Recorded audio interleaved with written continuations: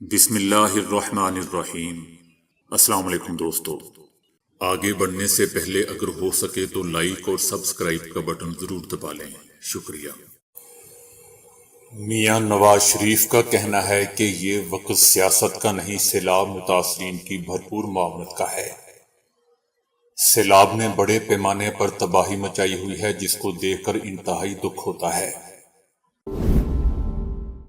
طالبان کا پاکستان پر امریکی ڈرونز کو افغان فضائی حدود میں داخلے کی اجازت دینے کا الزام۔ ہم پاکستان سے کہتے ہیں کہ اپنی فضائی حدود ہمارے خلاف استعمال نہ کرے۔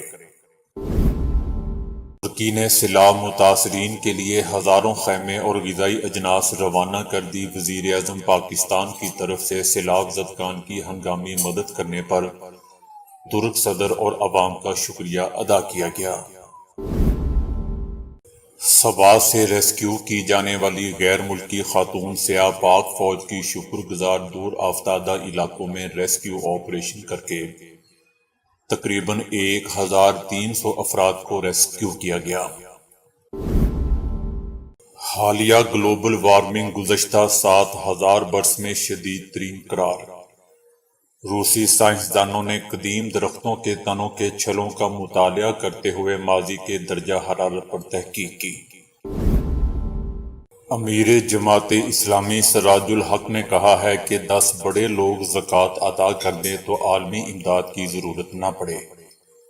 آئندہ کسی بھی ناگہانی صورتحال میں ہیلی کاپٹرز کا انتظام کر لیا جائے گا۔ ریڈ کراس کا پاکستان میں سیلاب زدگان کے لیے 5 ارب 72 کروڑ روپے امداد کا اعلان۔ IFRC نے فوری طور پر 20 کروڑ روپے منتقل کر دیے، بقیہ رقم جلد منتقل کر دی جائے گی۔ بھارت کی فلک بوس عمارت 12 سیکنڈ میں منہدم۔ Video viral. ٹوئن ٹاور کو منہدم کرنے کے لیے بھارتی حکام نے 3700 کلو گرام سے زائد دھماکہ خیز مواد استعمال کیا۔ عدالت نے جمیل فاروقی کو 14 روزہ جوڈیشل ریمانڈ پر جیل بھیج دیا۔ FIA نے ملزم جمیل فاروقی کو ڈسٹرکٹ کورٹ میں پیش کر دیا۔ کالام اور کمراٹ میں پھنسے سیاحوں کی ہیلی کاپٹر کے ذریعے محفوظ مقام پر منتقلی۔ کمراٹ سے 30 افراد کو شرینگل یونیورسٹی اور کلام سے 85 افراد کو سیدو شریف ایئرپورٹ پر منتقل کیا گیا۔ جعلی ڈگری میں ملوث قومی ایئر لائن کے 3 ملازمین گرفتار۔ ملازمین نے جعلی ڈگری کی بدولت بطور ٹیکنیشینز اور انجینئرز ہیلپر ملازمت حاصل کی۔ شیخ رشید احمد نے کہا ہے کہ سندھ کے وزراء نے اپنی فصلیں بچانے کے لیے سیلاب کا رخ غریبوں کی طرف کر دیا۔ سیلاب کی تباہی کی رپورٹیں بننے تک غذائی قلت اور وبائیں شروع ہو جائیں گی۔ مریم نواز جنوبی پنجاب کا دورہ کریں گی۔ دورے کے دوران امدادی سرگرمیوں کا بھی جائزہ لیں گی۔ وزیر دفاع خواجہ آصف کا کہنا ہے کہ ملک میں 75% حکومت عمران خان کی ہیں اور باتیں ہمیں سننا پڑتی ہیں۔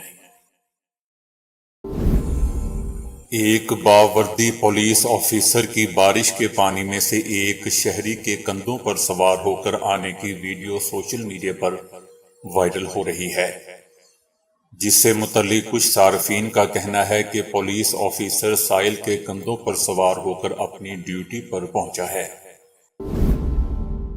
ممتاز عالم دین مولانا طارق جمیل کا کہنا ہے کہ جو لوگ خیمے فروخت کرنا چاہتے ہیں وہ ہم سے رابطہ کریں۔ اس وقت خیموں کی بہت زیادہ ضرورت ہے، کیونکہ جن لوگوں کے گھر تباہ ہو چکے ہیں وہ گھر تو نہیں بنا سکتے، مگر انہیں خیمے فراہم کر کے ان کی مدد کی جا سکتی ہے۔ تو دوستو، ابھی کے لیے اتنا ہی۔ ویڈیو کو لائک اور شیئر کرنے کا بہت بہت شکریہ۔